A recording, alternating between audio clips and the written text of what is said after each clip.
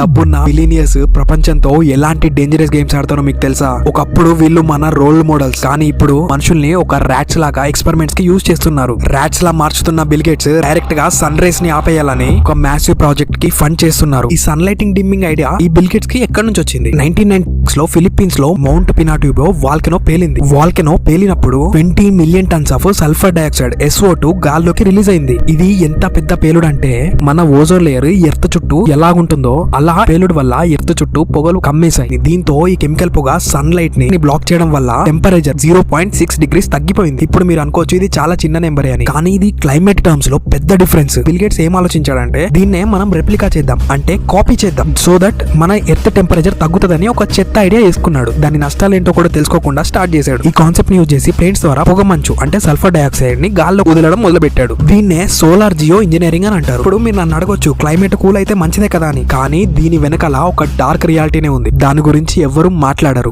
మన సూర్యుని హైట్ చేయడం వల్ల గ్లోబల్ మాన్సూన్ ప్యాటర్న్ మొత్తం డిస్టర్బ్ అయిపోతుంది. అంటే ఇప్పుడు మనం ప్రెసెంట్ చూస్తుంది మార్చ్ లో అసలు వర్షాలే పడవు, కానీ వర్షాలు పడుతున్నాయి. దీన్నే వెదర్ ఇంటరప్షన్ అని అంటారు. నిజాలు మాట్లాడుకోవాలంటే మన ఇండియాలో 50 నుంచి 60% ఆఫ్ అగ్రికల్చర్ కంప్లీట్లీ మాన్సూన్ రే వర్షం మీద డిపెండ్ అయి ఉంటది. ఈ ప్రాజెక్ట్ వల్ల మన ఇండియాకి ఏం నష్టం జరగబోతుందో ఇక్కడ నుంచి మీరు క్లారిటీగా వినాలి. ఈ యొక్క డేంజరస్ ప్రాజెక్ట్ వల్ల మన ఇండియాలో మ్యాసివ్ ఫ్లడ్స్ అంటే వరదలు వస్తాయి, లేకపోతే కరువులు వస్తాయి. అసలు ఇది ప్రాబ్లమే కాదు అని మీరు అనుకుంటే టోటల్ మన ఎర్త్ కి ఓజోన్ లేయర్ ప్రొటెక్టివ్ గా ఉంటుంది. డైరెక్ట్ యువి రేస్ మన ఎర్త్ మీద పడకుండా ఆపుతుందని అందరికీ తెలుసు. కానీ వీళ్ళు రిలీజ్ చేసిన గ్యాస్ SO2 ఏదైతే ఉందో టోటల్ ఓజోన్ లేయర్ కి బొక్కలు పెట్టడం మొదలు పెడుతుంది. ఈ UV rays direct human body మీద పడితే కానీ డైరెక్ట్ మనకి క్యాన్సరే, లేకపోతే రైతులు కష్టపడి మరి పెంచుకుంటున్న బంగారమైన పంట నాశనం అయిపోతుంది. ఒకవేళ ఈ ప్లేన్స్ స్ప్రే చేయడం ఆపేసాయి అనుకో, ఈ డేంజర్ నెక్స్ట్ లెవెల్ కి వెళ్ళిపోతుంది. ఏంటంటే ఎర్త్ టెంపరేచర్ ఒకేసారి పెరిగిపోతుంది. దీన్ని టర్మినేషన్ షాక్ అని అంటారు. అప్పుడు మన ఎర్త్ ఇంకో మెర్క్యూర్ అవుతుంది. ఇప్పుడు చెప్పండి దీని వల్ల ప్రాబ్లం ఎవరు ఫేస్ చేశారంటే బిల్ గేట్స్ కాదు, కామన్ మ్యాన్. అసలు బిల్ గేట్స్ ని ఏం తిట్టాలో నాకు అర్థం కావట్లేదు. క్లైమేట్ చేంజ్ ని చేంజ్ చేయాలంటే ఇండస్ట్రీలోంచి వస్తున్న పొగలు ఆపాలి, లేకపోతే డిఫారెస్టేషన్ ఆపేసి ఎఫారెస్టేషన్ చెట్లు పెంచడం చేయాలి. ఇలాంటి మైండ్ సెట్ ఉన్నవాడు బిల్ గేట్స్. హ్యూమన్ డిజాస్టర్ వల్ల మనం ఏమి కోల్పోతామో,